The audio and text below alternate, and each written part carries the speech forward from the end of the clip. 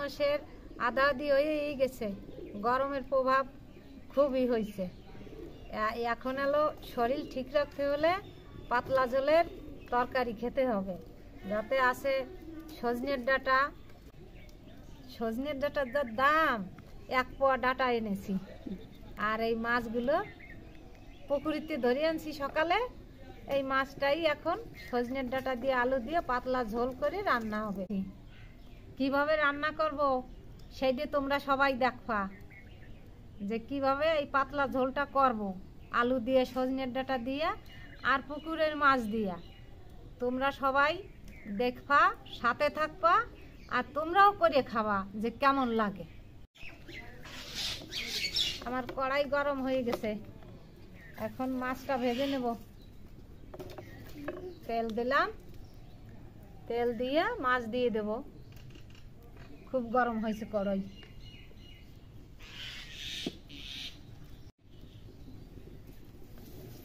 মাছটা এখন ভাজবো, কড়া কড়া করে ভাজবো, লাল লাল করে। নুন হলদি মাথায় রেখেছি।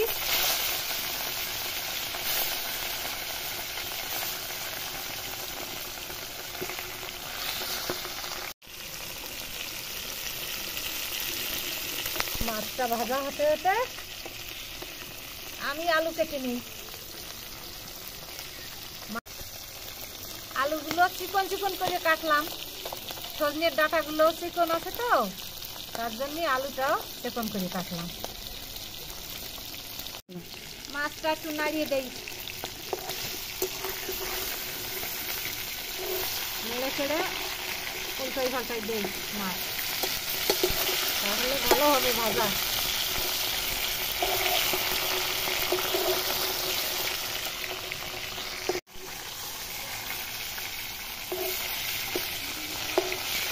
মাছটা হয়ে গেছে ভাজা, লাল লাল করে ভাজা হয়েছে। এখন নামাবো, নামাইয়া আলুটা দিয়ে দেবো। কি সুন্দর ভাজা হলো।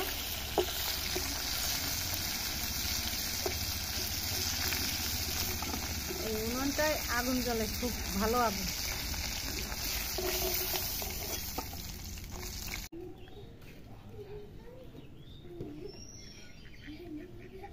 তেল দিলাম, তেল দিলাম, শুকনো লঙ্কা দিলাম, তেজপাতা দিলাম, দুটো জিরে দেই, জিরে দিলাম। জিরে দিয়ে আলুগুলো দিয়ে দেবো।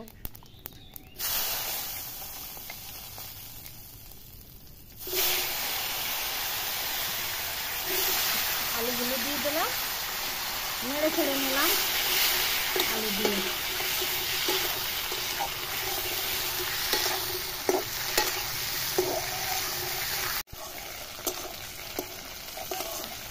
টমেটোটা দেবো এখন। টমেটোটা দিয়ে দিই, আলুটা একটু ভাজা ভাজা হয়েছে, টমেটো দিই, একটু লবণ দেবো, একটু হলুদ দেবো। সজনের ডাঁটাগুলো একটু পরে দেবো। জল দেবো, জলটা যখন ফুটবে পরে দেবো। আলুটা ভাজা হয়ে গেছে লাল লাল করে, এখন জল দিয়ে দেবো।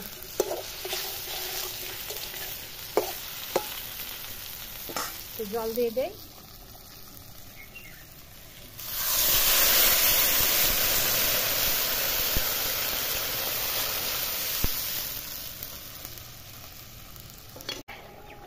এবার আমার আলুটা গলে গলে আসছে। তরকারিতে লবণটা দিয়ে দিলাম, লবণ দিলাম, হলুদ দিলাম, সজনের ডাঁটা দিয়ে দিলাম, দিয়ে একটু নাড়ি চেড়ে নিলাম।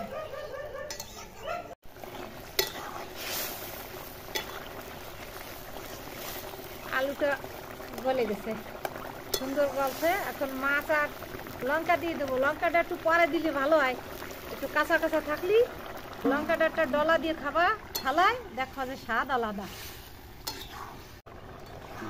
আলুটা একটু গালাই দেই যাতে ঝোলটা একটু গাঢ় হয়।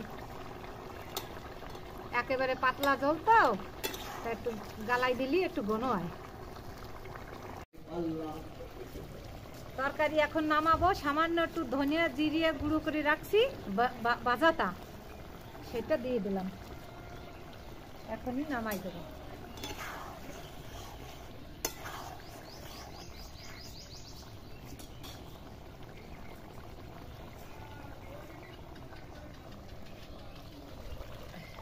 দেখো কেমন হলো, সুন্দর হয়েছে। এইভাবে করে খাবা আর আমার সাথে থাকবা সবাই।